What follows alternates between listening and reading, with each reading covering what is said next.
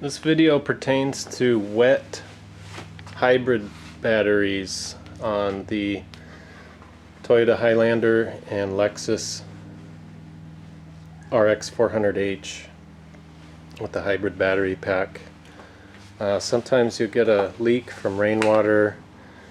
In this case, it's coming down in the back and then working its way to the lowest spot in the floor, which is right under the back seat where the hybrid battery pack lives. There's a rubber drain plug right here. It's a rubber plug with a hole in it. There's a little piece of foam in there and a slit in the bottom. Basically, there's all kinds of sediment on the floor from your shoes, dirt working its way through the carpet, silt. There's pocket change, all kinds of stuff down there. And this hole's not enough. It plugs instantly and the water pools in there and you get mold all over the floor, and more importantly, your hybrid battery pack gets wet and causes all kinds of issues. This gentleman took his to a local repair shop and they quoted $6,000 to put a new battery pack in it. The battery pack is made up of 30 individual long cells. Here, this white thing, each one is about 10 volts, so 300 volts combined, and it's made up of these 3 packs of cells and a voltage monitoring little computer, sensor battery voltage it says. It monitors voltages and temperatures of the batteries. There's temperature probes underneath the cells and it sends all that information to the main computer.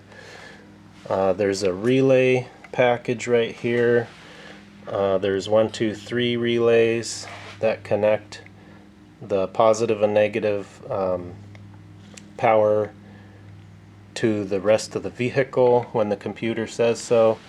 And there's a 30 ohm resistor right here that kind of cushions the application of the power so that there's no voltage spike when it connects. Underneath this plastic housing there's 2 glass fuses. So there's 1, 2, 3, 4, and then the 2 fuses, 5, 6 components to it. You can take it apart. Nothing's glued together, it's just clips, and it's like a jigsaw puzzle of metal traces and things that you can disassemble completely. Clean up any water, dry it out, clean up corrosion. I believe you can only buy that as one whole unit from Toyota or Lexus. You can't just get the relays for it.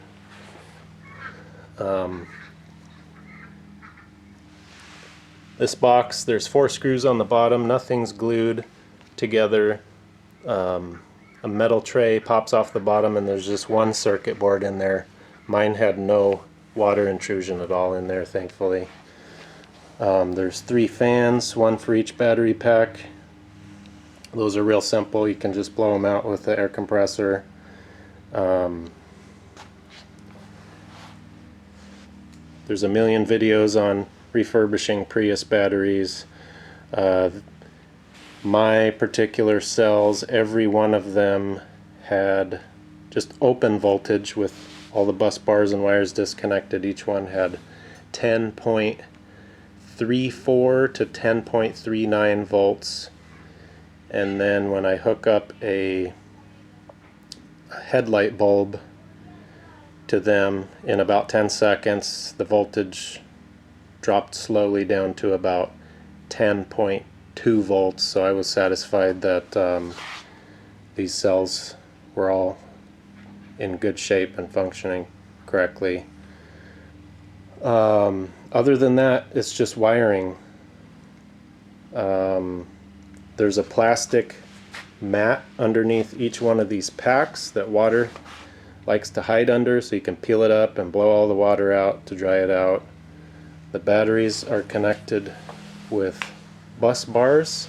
Pop off this plastic cover, And there's like a plastic housing with little copper bars in it. There's lots of videos on that too. They like to get corrosion where the nuts touch. You can see that circular pattern. I have cleaned all the corrosion off of mine. That's very important. There's some air cooling hoses. You can blow the water out of those if there is any. Look for leaking battery juices underneath the batteries. Mine had none. They were all in good shape. When you take this, before you take it out of the car, the first thing you should do is pull, there's an orange special plug in here.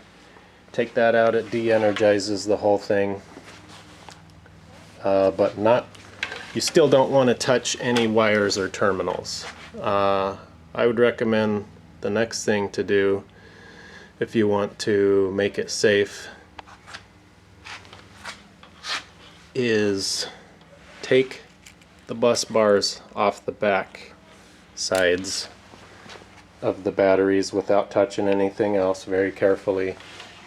Once you do that, all you can do is get 10 volts if you touch something, because all the batteries are isolated now.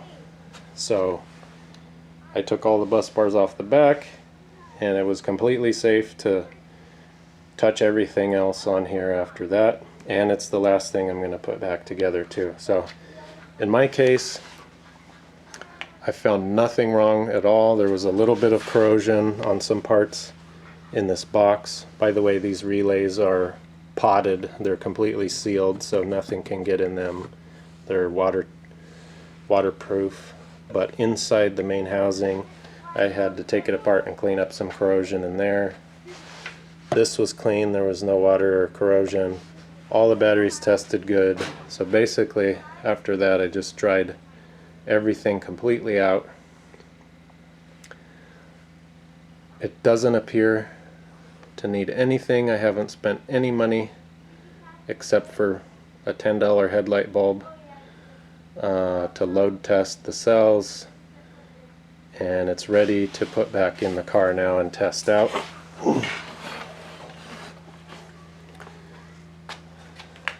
What didn't I cover?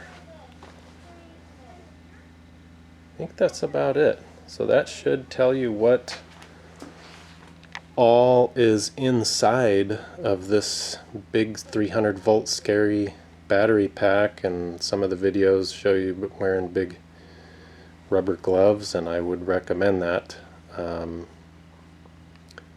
But some have gotten away with not going to all those precautions. Here's where it lives. There's a big wire loom, and it basically just plugs into different things on the battery pack, and you can't really mix anything up. Positive and negative leads to the rest of the car. I think it goes to the power inverter under the hood. Some of them have another orange wire coming out of here, which mine didn't. Again, there's that low spot in the floor.